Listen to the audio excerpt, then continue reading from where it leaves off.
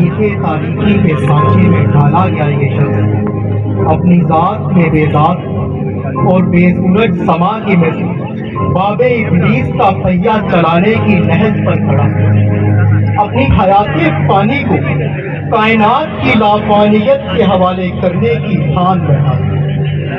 زندگی کا چمکتا ہوا آئینہ اسے بیتے ہوئے ہر لمحے کا عکس ایک فلم کی مانند دکھانے لگا کہ میں تو بے داغ کولا کاغذ تھا جسے بنا کر قدرت قلم سے دستبردار ہو گئی اور رنگ بھرنے کا اختیار ابلیس کے جانشینوں کو سونپ دیا گیا کہ تو بھی اسی کا بندہ ہے اور خدا کے بندوں سے تیرا ناتا کچھ بھی نہیں، ان سے رغبت حرام اور ان کی دلجوئی تیرے لیے گناہ کبیرہ ہے۔ خود سے جنگ کا آغاز ہو گیا۔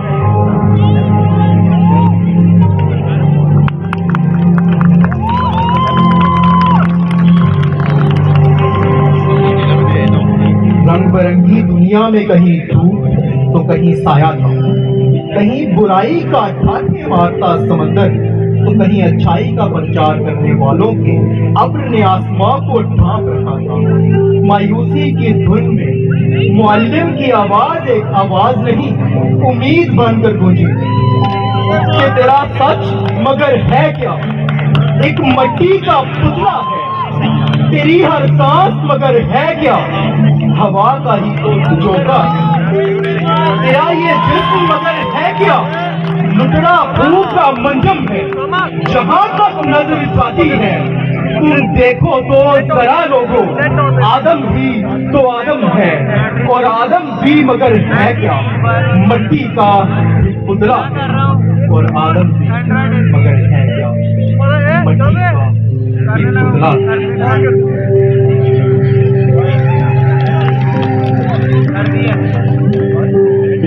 وقت کا گھڑیال ایک اور چکر کاٹتا ہے، آئینے میں دکھتا ہوا عکس اب ایک بچے کا نہیں، ایک خوبرو جوان کا ہوتا ہے۔ ہر ایک جوان کی طرح اس جوان کو بھی منزلوں کو حاصل کرنے کے لیے اس کے خون کو گرم کر رکھا تھا۔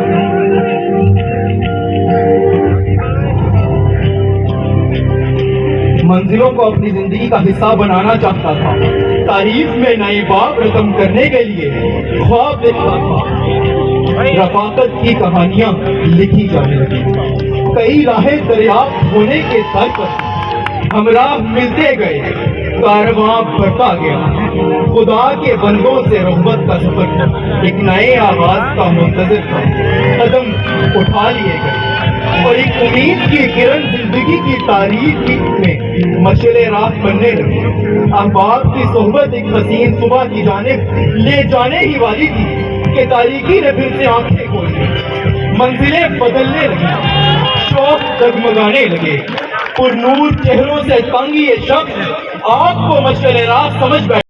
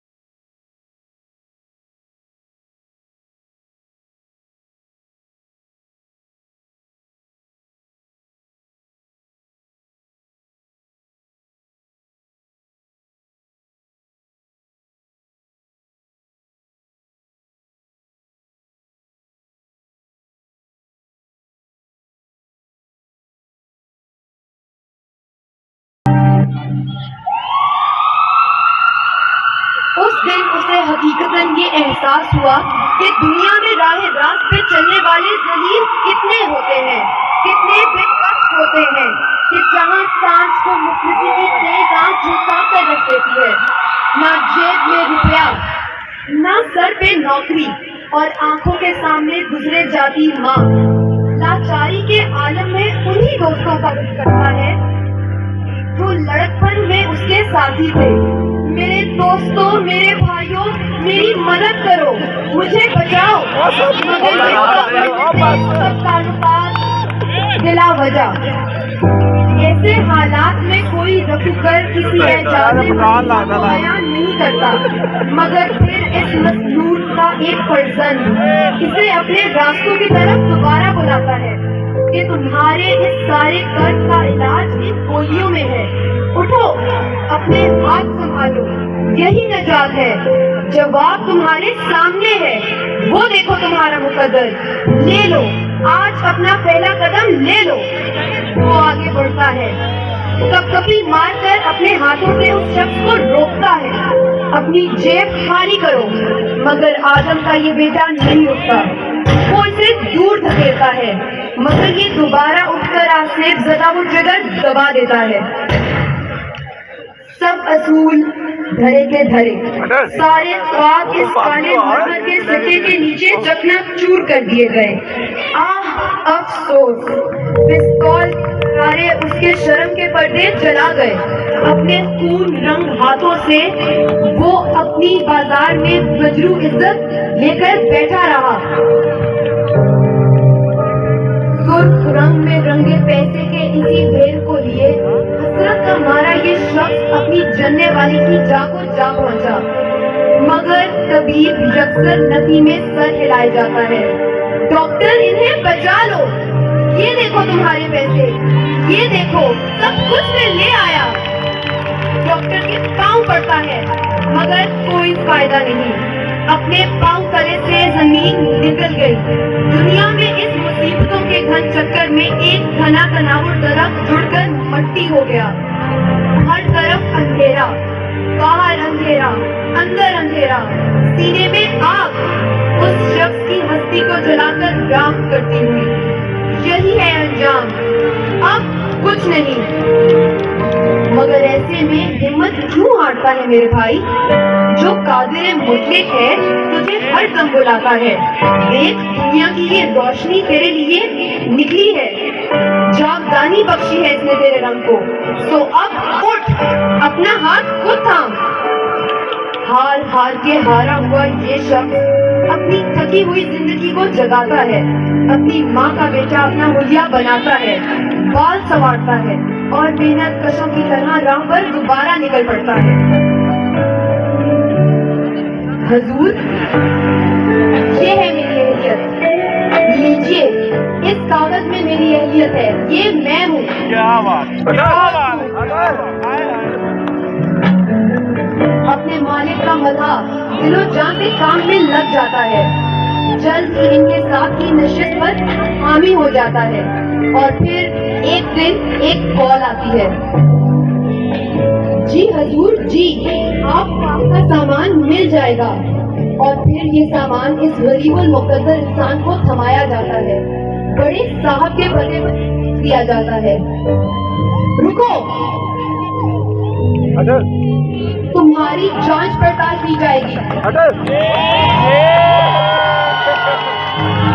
आपके कारिंदों ने जो संबीत वो गैर कानूनी बबूदार फैल गई। इन मंशियात का ये गड्ढा लिए कानून अपने लंबे हाथ लिए अपने मालिक के ऐन मुंह पर सवाल करने चला गया। मगर ख्वातीनों, कानून के हाथ कितने ही लंबे क्यों ना हो, जरा सी कीमत पर कट ही जाते हैं। इन कटे हुए हाथों से बड़े साहब को सलाम ठोक देते हैं और यही कटे हुए हाथ इन कम हैसियत अफराद को जकड़कर जेल में ले जाते हैं। इसे ले जाकर उसके बेसरो सामान काल कोठरी में फेंक दिया जाता है। मैं अकेला हूँ, मैं तन्हा हूँ।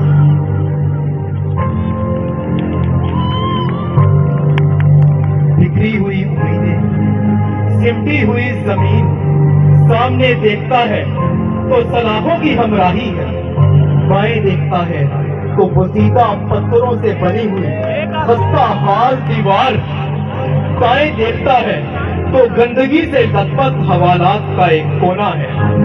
एक छोटे से रोशनदान से सूरज की मस्त शुदा शुआएं आ रही हैं, पर जिंदगी में तारी इस तारीकी को रोशनी में बदलने से कासिर है। एक गहरी तारीकी है और साथ में एक काले चेहरे वाला शख्स जो अपना नाम इबलीस बताता है। यह शख्स अपनी दास्ताने हयात इबलीस को सुनाता है और इस पर सार करता है कि क्या अभी भी कोई उम्मीद बाकी है? क्या ये सूरज की मस्त शुदा शुआएं इस तारीकी के बादल को हटा सकती हैं? जवाब आता है कि तुम क्या उम्मीद करते हो? ये दुनिया वो ठिकाना है कि जिसके शर से जहन्नुम भी पनाह मांगती है। यहाँ उम्मीद है तो महज एक कि इसको बदतर बनाने में अपना किरदार अदा करते जाओ। जरा एक नजर अपनी हयात पर डालो और फिर देखो इन दीवारों को, इन सलाखों को, तुम्हें इनमें क्या दिखता है? क्या ये तुम्हारी मंजिल थी? क्या ये तुम्हारी आरज़ू थी? यहाँ हर शख्स खुदी की मस्ती में बस अपनी खातिर जीता है। यहाँ तुम जैसों का सहारा महज मौत है। उम्मीदों का गला घूट डालो या अपनी जिंदगी अपने हाथों से तमाम कर दो। यहाँ कामयाबी का राज महज इतना है, या तो मौत को गले लगा लो या फिर कब्रस पैदाइश मर जाओ। जिंदान के अंधेरे में वक्त गुजरता गया। आजमाइशों की चक्की में पिसता हुआ ये शख्स जिंदा तो था मगर अंदर से मर चुका। कैद की मुद्दत खत्म हो गई। ये शख्स जिंदान से तो बाहर आ गया मगर अपनी ही जिंदगी के कैद खाने में कैद था। इसके जिस्म के हर एक जर्रे में मायूसी घर किए।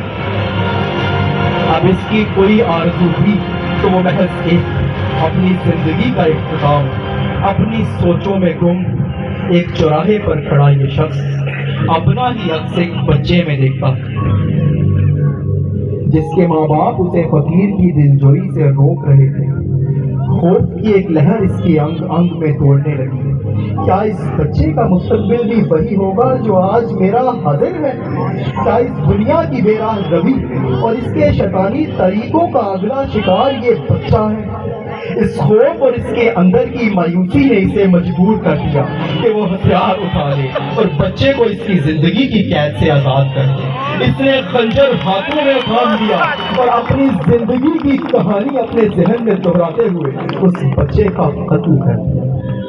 अपने आखिरी मकसद की तकमील के लिए, अपनी जिंदगी का खात्मा अपने हाथों से करने के लिए और खुद को जिंदगी की कैद खाने से रहा करने के लिए फांसी का फंदा अपने गले में पहन लिया। इस बात पर इसका ईमान कामिल था कि आखिर जीत शैतान की होती है।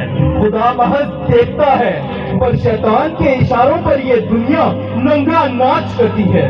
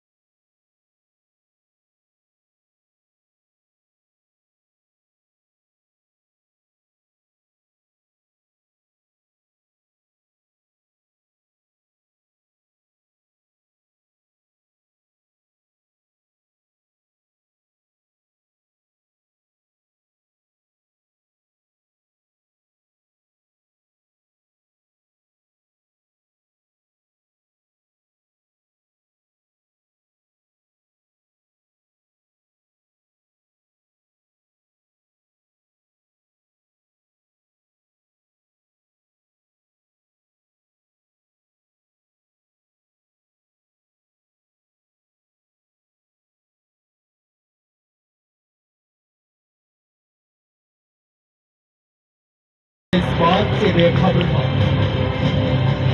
کہ رات جتنی سنگین ہوتی ہے صبح اتنی رنگین ہوتی ہے، کہ اندھیرا ہمیشہ روشنی کا پیش خیمہ ہوتا ہے، اور اس کائنات کے خالق اور اس دنیا کے کتاب کے مصنف نے ان مع العسر یسرا کا وعدہ کیا ہے۔ تو وہ امید جو مایوسی کے بادلوں نے چھپا رکھی تھی، وہ امید جو زندان کی قید سے آزاد ہے، وہ ہمیشہ پھر سے اٹھتی ہے۔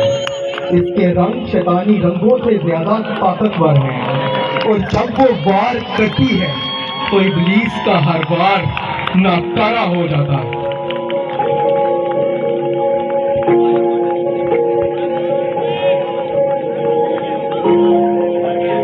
امید ابھی کچھ باقی ہے، ایک بستی بسنے والی ہے جس بستی میں کوئی ظلم نہ ہو اور جینا کوئی جرم نہ ہو۔ امید ابھی کچھ باقی ہے، ایک بستی بسنے والی ہے جس بستی میں کوئی ظلم نہ ہو اور جینا کوئی جرم نہ ہو۔ وہاں پھول خوشی کے کھلتے اور موسم سارے ملتے، بس رنگوں نور برستے اور سارے رستے بستے۔ امید ہے ایسی بستی کی جہاں جھوٹ کا کاروبار نہ ہو، دہشت کا بازار نہ ہو۔ یہ بستی کاش تمہاری، یہ بستی کاش ہماری، یہ بستی کاش ہماری۔